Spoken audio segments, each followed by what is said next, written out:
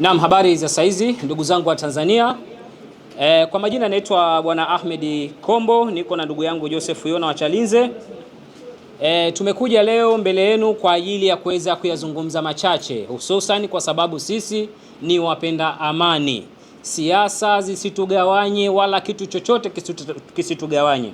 Kama wapenda amani tumekuja kwenu leo, tunaombeni mtupokee kwa mikono yote miwili.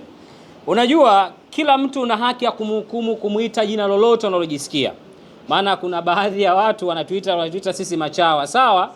Lakini machawa sisi ambao mnapenda kutuita machawa, tunahitaji amani ndani ya taifa letu. Ndio maana tumekuja hapa leo na kampeni maalum ya kwenda kuelimisha vijana katika mikoa yote ya nchi yetu hii ya Tanzania, ambapo leo tutazungumza tu kwa uchache. Leo sitakuwa na mengi. Kikubwa siku ya leo tutawatajia akaunti namba zetu kwa wananchi wale wanaopenda amani, wafanya biashara na serikali pia mwenye uwezo wa kutuchangia kwa ajili ya kuzunguka mikoa. Kwanza ya mwanzo tunaanza na mikoa 15, baada ya hapo tutakuja kumalizia mikoa itakayobakia. Maana tunaondoka na kundi la waandishi wasiopungua 30. Hilo lazima niliweke wazi. Tuondoka na kundi la waandishi wasiopungua 30 kwenye ziara yetu. Tunafanya haya kwa sababu tumeona kilichotokea mnamo Oktoba 29 kilikuwa sio kitu cha kiungwana kabisa, kilichofanywa na baadhi ya vijana ambao bahati mbaya wengine inawezekana ni wazalendo, walimezeshwa tu sumu kwa wakataka kuliharibu taifa lao. Sasa sisi tunataka kwenda kushindilia. Swala la uzalendo ni jambo muhimu kwenye taifa. Tunataka tutembee, tutakuwa na wataalamu maalum, mshanifahamu? Na maana tutaifikia mikoa yote, na maana ndani ya mkoa mmoja tutakuwa na watu wasiopungua 300, vijana 300. Wakiongezeka itakuwa sio mbaya, ila sisi tumeweka kila mkoa mmoja tutakuwa na watu 300, kwa sababu tumelenga kuwafikia vijana 5000 kwa awamu ya kwanza hii. Tumelenga kuwafikia vijana 5000 mpaka 4500. Kwa hiyo tunaenda sasa. Kuna mengi, na hapa niwaambie tu ndugu zangu wananchi, ni kweli mnawezekana kuna baadhi ya watu wanatubeza. Tusiangalie jinsi wanavyotubeza, tufikirie siku 3 zile tulizokaa ndani mwisho saa 12. Je, zilikuwa ni siku sahihi? Makosa yaliyofanyika kama yaliyojitokeza tusije tukajaribu kuyarejea tena. Kwa sisi ambao tuko Dar es Salaam hapa, tunajua kimbembe kilichotukuta. Wengine kula yetu mpaka tutoke nje tupate riziki. Kuna watu walidhidi kudhoofika, wagonjwa ile saa 12 mwisho ndani ile. Watu walidhidi kudhoofika, baadhi ya watu. Sasa hatuhitaji hii hali ijitokeze, maana kuna baadhi ya watu wamesema watawekeza kuhamasisha vijana kuendelea kufanya vurugu. Na sisi tunapingana na wale. Tunataka tuwafate vijana, tutaki kila siku kukaa kwenye media kuanza kujibishana nao. Sasa hivi tunakwenda kwa vitendo, tunaenda kuwaona vijana wenzetu, tuwaambie umuhimu wa amani, umuhimu wa uzalendo, ambapo natumia fursa hii tena kuwaomba wananchi. Na waombeni sana, tuko chini ya miguu yenu wananchi wenzetu. Sisi ni Watanzania wenzenu. Tunaombeni support yenu, tunaombeni nguvu yenu, tunaombeni mchango yenu ili tuendelee kudumisha swala hili la amani. Maana kuna baadhi ya watu wanasema sisi tunaongwa. Tungekuwa tunaongwa tusingekuja hapa kupiga magoti kuomba mchango hata siku moja. Tungehakikisha tunanyanyuka na tunaondoka. Kwa hiyo na hili tutalifanya kwa uwazi. Bahati nzuri mimi ni mwaminifu sana mkubwa. Hakuna asiyenitambua. Ushanifahamu? Tutalifanya ile jambo kwa uwazi na tutaliweka kwa uwazi. Kwa hiyo nimewaomba wananchi, account number tutaitaja. Account number tutaitaja ili muweze kutuwezesha. Lakini na wageukia wafanya biashara. Taifa hili bila biashara ni kweli haliwezi kwenda, lakini wafanya biashara bila ya amani hakuna biashara itakayofanyika. Mwekezaji bila ya amani hakuna biashara ama uwekezaji utakaofanyika. Tunawaomba wafanya biashara. Wapo wakubwa hapa, yupo nani? Karibu kila JSM mtuone. Mwingine nani? Hata Modeuji tumtaje. Mzee wa Simba. Wote mtuone muhimu sana, na tuna account special. Na Awadhi wa Leki. Kwa sababu na wazungumza hawa wameathirika na wao na kile kilichotokea. Kama tukiangalia Leki ilichomwa moto, watu wengi walichomoa vitu vyao moto. Sasa hatutaki kufikia huko. Tukisema sisi tukae kimya, jamani, ni hatari ya miaka ijayo. 2030 sio mbali, ni karibu tu. tuombee ajitokeze tena, lakini na sisi tunataka tupambane sasa hivi kuhakikisha vijana hawatajitokeza, kwa sababu kila mkoa vijana 300 sio vijana wadogo, na maana wao watakwenda kuwakilisha wenzao na tutakuwa tunafanya utaratibu wa kurudi mara kwa mara. Kwa hiyo ndugu yetu GSM tunakuomba, Ghalib anaitwa Saidi Muhammad, ushanifahamu tunakuomba. Ndugu yetu wa Leki pia tunakuomba, na wengineo Ali Edhawad. Haya, sawa, jina lishatoka hilo. Ulimi wengine huu ndio hivyo tena. Tunaombeni mchango wenu jamani, mtusaidie tuweze kuelimisha vijana. Vijana wengi inawezekana wanawalaumu viongozi wa serikali ni kwa sababu uelewa ni mdogo, na kundi la watu la upotoshaji limekuwa na nguvu kwa sababu kuna watu wanawekeza.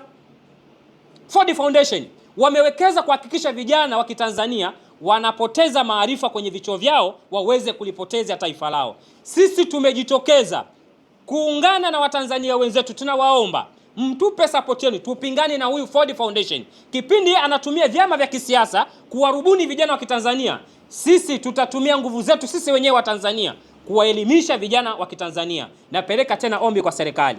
Serikali, mnaposikia jambo hili, tunaombeni mchango wenu. Wafanyabiashara, mnaposikia jambo hili, wawekezaji wakubwa, tunaomba mchango wenu. Namtaja rafiki yangu mmoja hivi anaitwa Alim wa Property International. Pia tunakuomba, wewe lazima nimtaje, ni rafiki yangu wa karibu sana. Kina Skabas yuko na wengine Kigamboni kule. Ushanifahamu? Kwa tunaombeni mchango wenu. Mimi hapa moja kwa moja nitataja account number au nitaionyesha. Hii ni ya NMB. Hii account inasoma Joseph Yona and Kombo. Kwa sababu sisi hatuna taasisi. Tunakuja katika uhalisia. Hatuna taasisi, harakati zetu tumekuwa tukizifanya sisi wenyewe. Account number yetu inasoma Joseph Yona and Ahmed. Ushanifahamu? Hapa inasema 245100656664. Nitawapa waandishi. Kwa tunaomba support yenu leo. Hatutaki maswali ya kisiasa.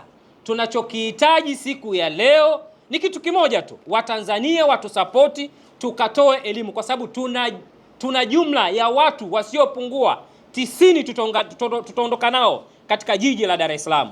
Kwa hiyo tunaomba support yenu, tunaomba support yenu, tunaomba support yenu.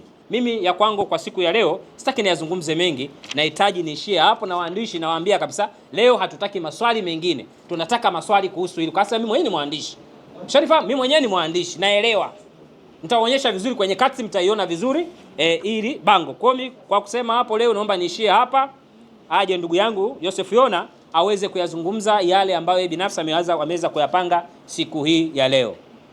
Kwa majina kila mtu ananifahamu, naitwa Joseph Yona wa Chalinze, lakini waandishi mlituuliza press ya mwisho kwamba akaunti yenu ni ipi. Bahati nzuri sisi tuna akaunti ya joint ambayo imeandikwa Joseph and Ahmed. Kwa hiyo account itatokeza Joseph and Ahmed ya NMB ambayo tutashare na ninyi, na mlikuwa mmeshashare muda sio mrefu, lakini leo tumekuja kuzungumza na ninyi kuhusu masuala ya ziara yetu tu. Tuliwaambia kwamba nchi yetu imepita kwenye kipindi kifupi sana cha kamgogoro kalikotengenezwa na wanasiasa hawa uchwara. Sasa sisi tunahitaji kwenda kuzungumza na vijana, hasa kuwaonyesha fursa, na fursa mojawapo ni ninyi waandishi wa habari. Hii ni fursa hii. Kuna vijana hawajui kwamba unaweza ukaanzisha blog, ukaja hapa ukaenda kwa waziri ukapata shilingi 2000 ya kusaidia familia yako, ukaenda kwenye press ya serikali, ukaendesha huko ndani kuna followers wakakuingizia 100. Lazima vijana wajue namna ya kujitegemea. Kwa hiyo hicho ni cha kwanza, lakini cha pili tunaenda huko mikoani kuonyesha fursa vijana ya huko kwenye halmashauri zetu zinatoa 10% zile 442 ambayo ni wakina mama, hata dini na vijana tu, hata wazazi wakina mama tunaenda kuzungumza nao namna njema ya kuitunza amani, kwa sababu tumeona Watanzania wengi wanatufuata inbox, wanatupongeza kwamba mnachokifanya ni jambo jema. Tumekaa siku 2 ndani, hebu sasa fikiria tukikaa kama Kongo itakuwaje? Kwa hiyo watu wengi huko mtaani wanasema tuendelee kuelimisha watu, na ndio maana tumekuja mbele yenu. Kama Muhaini anachangiwa huko na wengine wanatengenezewa stori wanachangiwa huko, sisi ni akina nani tusichangiwe? Sisi ni Watanzania wa kawaida ambao tumeanza harakati za kuzungumza na Watanzania kuanzia masuala mazima haya ya tarehe 29 Oktoba. Tumeyazungumza sana. Kwa sasa tunaenda kuelimisha mikoani. Mikoa ambayo tutaanza nayo, nafikiri waandishi wa habari mnahitaji kujua. Kuna majiji kwa mfano Tanga. Kuna majiji kwa mfano Dar es Salaam. Dar es Salaam tunaweza tukaigawa hata mara tatu kwa sababu Dar es Salaam pamoja na ujiji wake lakini ni eneo nyeti sana katika nchi yetu. Kwa hiyo tunaweza tukaligawa hata mara tatu: Kinondoni, Ilala na Temeke. Lakini vile vile kuna majiji kama Dodoma, kuna majiji kama Mwanza, kuna majiji ya Arusha, kuna jiji la Mbeya. Hayo ni majiji 6 plus Dar es Salaam tutaigawa mara tatu. Lakini vile vile tutaenda kwenye baadhi ya manispaa, sehemu mikoa 15 ambayo tutaanza nayo ni kwa sababu ya unyeti wake. Kuna sehemu moja kule kanda ya Ziwa kule, mnajua Tarime kule. Lazima tuende tukazungumze na vijana wa Tarime. Ni sehemu nyeti nayo ambayo ni kanda maalum, lazima tukazungumze. Bahati nzuri mimi ni mtu wa huko. Kwa hiyo nitaenda kuzungumza na vijana wa kanda ya Ziwa vizuri kabisa. Lengo letu kubwa ni kutoa hamasa kwa vijana waanze kuingia kwenye uchumi wao, ambayo uchumi mnauona upo Tanzania. Dr. Samia Suluhu Hassan rais wetu anajitahidi sana kutoa fursa za vijana. Kwa hiyo lazima vijana wasidanganyike. Sasa vijana tunahitaji kuwaonyesha hizi fursa, na waziri wao wa vijana wamtumie namna gani. Bado tunafanya mawasiliano na waziri wa vijana, naamini muda sio mrefu tutakaa tutazungumza. Wakati tunaanza ziara tutakuwa tumezungumza naye, na yeye atatupa ni namna gani tunaweza tukafanya ili kuwasaidia vijana wa Kitanzania. Lakini tuna mradi wa BBT, kila mmoja anaufahamu. Tunahitaji kuhamasisha sio tu Dodoma, tunahitaji kuhamasisha. Kuna maeneo makubwa sana Chalinze kule, kuna maeneo Mkuranga, kuna maeneo mkoa wa Pwani makubwa ambayo yanakodishwa kwa shilingi 150. Tusaidie vijana wetu ili waachane na mambo haya kujiunga kwenye harakati za kuchafua taifa letu na kulichoma taifa letu na kuchoma biashara za wafanyabiashara. Na ndio maana leo tunakuja mbele ya wafanyabiashara wakubwa. Ndugu yetu Ali Edha Wadhi, unatusikia Leki?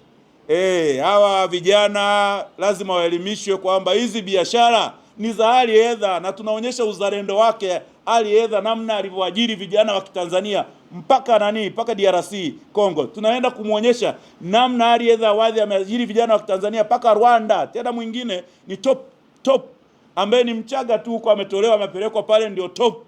Ni kiongozi ambaye anaendesha Leki. Kwa hiyo tunaenda kuonyesha vijana kwamba wasitoe visingizio kwamba huyu ni tajiri, hii ni mali ya nani. Sio kila kiongozi ana mali.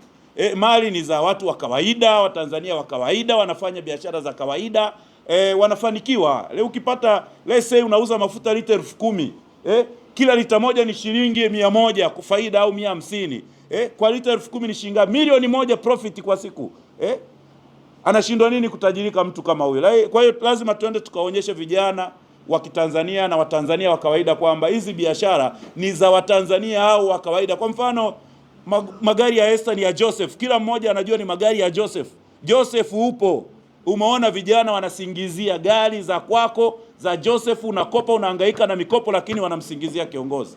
Kwa hiyo haya ndio tunaenda kuyatoa kwa vijana huko mikoani na waandishi wa habari. Kundi la waandishi wa habari analijua ndugu yangu Kombo kwa sababu yeye ni mwandishi kidogo. Mimi sio mwandishi sana. Kwa hiyo Kombo ataratibu swala la waandishi wa habari kundi hilo, lakini ndio maana tunawanyenyekea Watanzania leo wafanyabiashara hao, na waonyesha na mimi akaunti namba ya NMB ambayo inasomeka 24 51 00 65 664. Jina lake ni Joseph and Ahmed Kombo. Joseph Yona ndio mimi. Naamini kila mmoja anaiona hii account. Kwa hiyo Watanzania hatutaki kuiba, wala hata yeyote anayetaka kutusaidia anaweza kutusaidia, kama ni viongozi, kama ni Watanzania wa kawaida ambao wametufuata, wametuambia, ili tuweze kuisaidia nchi yetu iende, kwa sababu leo Watanzania tumempata rais ambaye amemaliza SGR. tumempata rais amemaliza bwawa la Mwalimu Nyerere, tumepata rais ambaye anafanya miradi mikubwa na miradi midogo. Leo watumishi wa umma wapo, watumishi wa umma tumepata increment kwa mara ya kwanza, increment. Leo watumishi wa umma wameenda kukopa mikopo benki, wanajenga nyumba zao. Tumekaa muda mrefu, watumishi wa umma wamekaa muda mrefu, rais amewalipa mshahara, amewaongezea increment, leo wameenda kukopa. Leo rais kama huyu, afu wahuni wachache wanatudanganya, wanamtaka rais gani? Haiwezekani. Ndio maana tunaenda kuwaambia Watanzania tuna rais ambaye anafanya kazi kwa ajili ya Watanzania na vijana. Lazima tumlinde na tuhakikishe tunalinda kazi zake. Hatuogopi sisi. Ndio maana tutapita kila sehemu na Kombo na tutasema. Ndio maana tumetaja account, anayeweza kuguswa atusaidie ili tuweze kuelimisha Watanzania. Asanteni sana kwa kunisikiliza.